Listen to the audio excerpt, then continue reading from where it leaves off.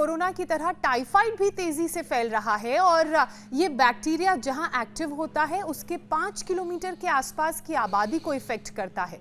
तो ऐसे में इस घातक बैक्टीरिया से कैसे बचें और जो लोग टाइफाइड के शिकार हो गए हैं वो क्या आयुर्वेदिक उपाय अपनाएं? एक तो अभी जैसे हमारी श्रद्धा में मुस्लिम बहन कह रही थी, breathe in breathe out, deep breathing, पूरा लेना पूरा छोड़ना, जो भस्त्रिका करेंगे।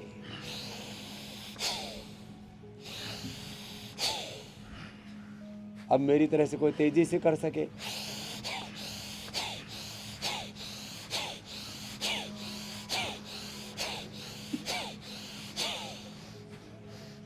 हम सुबह सुबह भोर में करते हैं तो आधा किलोमीटर तक हमारी सांसों की फूंफ सुनाई देती है और लोग को तो बोलते हैं ये जो फुफकारने वाला बाबा आ रहा है। स्वामी जी, आप करेंगे तो ऑक्सीजन लेंगे, हम लोग यहाँ करेंगे तो आधा पॉल्यूशन ले लेंगे। बिल्कुल ठीक कहा।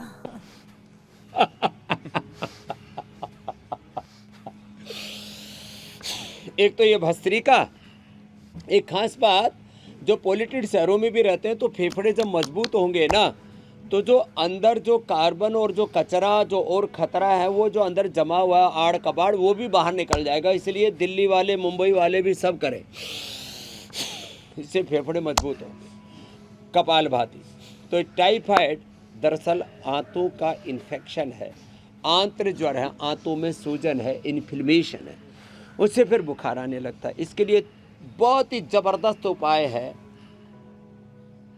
खूब कला 2 ग्राम,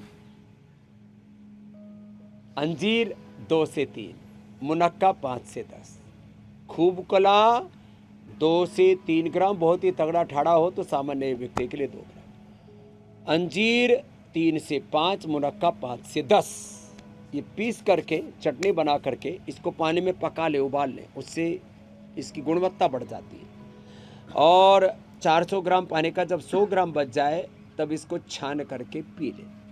ये 3 बार पी लो, पहले ही दिन से टाइफाइड कंट्रोल। साथ में गिलोय घनवटी या ज्वरनाशक या मां सुदर्शन घनवटी जो नेचुरली फीवर को बैलेंस करने वाली, टेम्परेचर को बैलेंस करने वाली, बैक्टीरिया वायरस फंगस से लड़ने वाली जो औषधियाँ हैं ना, ये पहले सब घरों में हुआ करती थी। महासुदर्शन घनवटी, ज्वरनाशक वटी, फिर ये अभी गिलोय घनवटी हमने कोरोना में भी सबको बताया था, एंटी फीवर ज्वरनाशक क्वाथ भी हम देते हैं। और अब तो हमने फीवोग्रिटी बना दी है, फीवर के लिए क्या लेना और टाइफाइड के लिए टाइफोग्रिट, सबको पता है, हमारे प्रोफेसर साहब भी बता रहे। देखो कपालभाति करो, टाइफोग्रिट, फीवोग्रिट, क्योंकि जो पैरासीटामोल, क्रोसिन, डोलो, पोलो, तमाम तरह के और जितने भी आप एंटी फीवर दवा लेते हो, एंटी इन्फ्लेमेटरी दवा लेते हो, जितने भी पेन किलर, स्टीरॉयड लेते हो, ये बच्चों को तो इससे डायबिटीज़ और बड़ों की इम्यूनिटी पूरी, जो पूरा ऊर्जा चक्र है, जीवन चक्र है, वो पूरा आपका ध्वस्त हो जाता है। शरीर में, जीवन में बहुत बड़ा डिजास्टर है सिंथेटिक दवाएं। ये तो अत्यंत नितांत अपरिहार्य परिस्थितियों में कुछ ले लें तो अलग बात है, इनकी ज़रूरत नहीं है। और पूरी चद्दर लपेट देते थे फीवर आने पर, 5 मिनट में बुखार उतर जाता है। लपेट बोलते हैं इसको, ठंडी चद्दर लपेट दी, बाद में फिर कंबल उड़ा दिया, पहले बुखार उतरा, बाद में टेम्परेचर आया, अंदर का बैक्टीरिया वायरस फंगस खत्म। फीवर चाहे वो टाइफाइड का हो या नॉर्मल हो, फीवर प्रॉब्लम नहीं है, फीवर तो इंडिकेशन है अंदर इन्फ्लेमेशन है, दर्द तो इंडिकेशन है अंदर आपका जो बोन हेल्थ है वो ठीक नहीं चल रहा है, कहीं कार्टिलेज में गड़बड़ है, और उसके पेन मार्कर्स हैं RA-CRP, ANA, VNH, 27, ESR, uric acid आदि। तो पेन प्रॉब्लम नहीं है, अंदर प्रॉब्लम है आपके स्केलेटन सिस्टम में। आपका बीपी बढ़ा है तो बीपी प्रॉब्लम नहीं है, आपकी नसनाड़ियों के अंदर जो है वो खिंचाव आ गया है, उससे चौड़ी या पतली हो गई है। जो है शुगर प्रॉब्लम नहीं है, आपका पेनक्रियाज गड़बड़ हुआ है, शुगर तो उसके कारण से बढ़ी है। तो हम सिम्टम्स को तो ठीक करते हैं, सिस्टेमिक इलाज दे करके जो शरीर के अंदर इन्फ्लेमेशन आ गया, डीजनरेशन आ गया, उसको रिपेयर करते हैं, उसको रिजुविनेट करते हैं। रेजुलेशन, डीजनरेशन से रिजुविनेशन, और ये पूरा ट्रांसफॉर्मेशन करते मेरी बहन ज्योत्सना जी, मेरे भाई अमित। बिल्कुल स्वामी जी। अच्छा स्वामी जी, देखिए आजकल ना ऐसा मौसम आ रहा है तो खून पीने वाले मच्छर बहुत बढ़ गए हैं। अब उनको तो दूर करने के लिए बहुत सारी चीजें हैं दुनिया में, लेकिन मानव रूपी भी बहुत सारे चीजें होती है, तत्व होते हैं जो पीते हैं आपका खून, उनसे बचना है। क्योंकि अगर खून की कमी हो जाती है शरीर में तो बीमारियां दावत ले लेती है ना, घर में आ जाती है, आपके शरीर में आ जाती है। तो हर वक्त आपको थकान महसूस होती है, कमजोरी हो जाती है। महिलाएं तो खास तौर पे एनीमिया का शिकार होती है। ये परेशानी स्वामी जी बहुत गंभीर हो जाती है, यहाँ तक कि मौत तक हो जाती है। हालांकि स्वदेशी टीके से काफी हद तक एनीमिया को दूर करने में हमें सफलता मिली है, लेकिन नेचुरल तरीके से खून को बढ़ाने के लिए जो उपाय हैं वो तो आप ही हमें बताएंगे।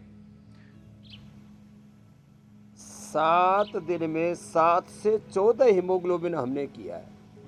अनार, गाजर, चुकंदर, व्हीट ग्रास, एलोवेरा। अनार, गाजर, चुकंदर, व्हीट ग्रास, एलोवेरा, थोड़ा सा मुनक्का, थोड़ा सा अंजीर, 1-2 खजूर। मुनक्का, अंजीर, खजूर ये तो ऐसे रात को भिगो के सुबह खा लेना, पानी में भिगो के। गर्मी भी नहीं करेंगे, जो है गर्मियों के अंदर रात को भिगो के खा लो, उसकी पूरी प्रकृति चेंज हो जाती है।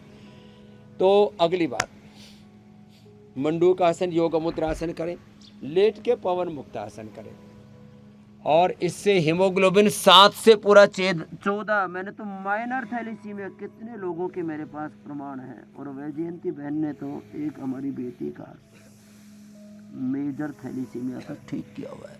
तो मेरे पास तो सब प्रकार के प्रमाण हैं, और उन्हीं प्रमाणों के आधार पर मैं कहता हूँ कि जो संसार में किसी चीज़ से नहीं होता वो योग, आयुर्वेद, जड़ी बूटियों से, प्रकृति से होता है। अब रही बात कि खून पीने वाले मच्छरों की, इनसे बचना है तो अपने आप को एक तो योग में निष्णात बनाओ।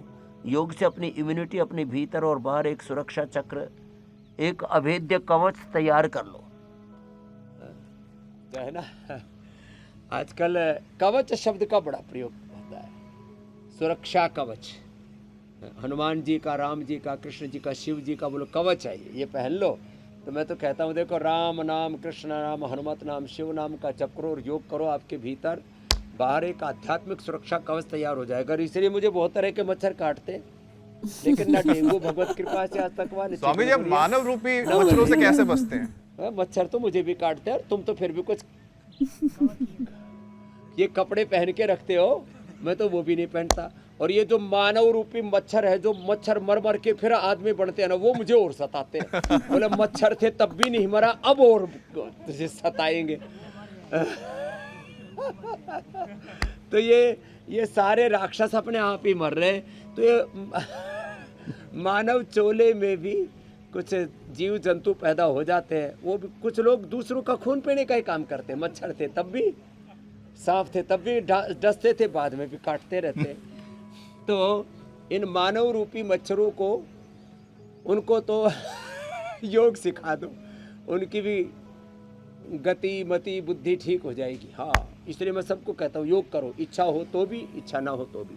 चाहे जैसा काल हो, चाहे जैसा हाल हो, बुरा हाल नहीं होगा तुम्हारा। चाहे जैसी परिस्थिति, मनस्थिति हो, योग स्थिति अवयम सत्व संशुद्धि ज्ञान योग व्यवस्थिति ही ध्यान दानम दमस्य यज्ञस्य स्वाध्याय तप आर्चवम। अपने आप ये जो दैवी संपदा है ना, ये हमारे जीवन का स्वभाव बन जाती है। तो अब आज के बाद हीमोग्लोबिन की कमी नहीं रहेगी। और फिर प्राणायाम, कपालभाति 5 मिनट, अनुलोम विलोम 5 मिनट, ये अवश्य करना है। कुछ लोग खाली टेस्ट के लिए और आड़ कबाड़ा ऐसे खाते रहते हैं। खाने से पहले सोचो इसका परिणाम क्या होगा। तो हेल्दी चीज़ों को खाएंगे, पिएंगे, किसी चीज़ की न्यूट्रिशन की कमी नहीं रहेगी। आपने तो खून की बात की, सुबह धूप में बैठो, 80% लोगों को विटामिन डी की कमी है और B12 की कमी है। थोड़ा मोरिंगा का प्रयोग कर लो, और थोड़ा जो शाकाहारी है वो दूध, दही, छाछ का प्रयोग करें, प्राणायाम पूरा करें। बी और B12 की, पूरा B कॉम्प्लेक्स की भी कमी नहीं होगी।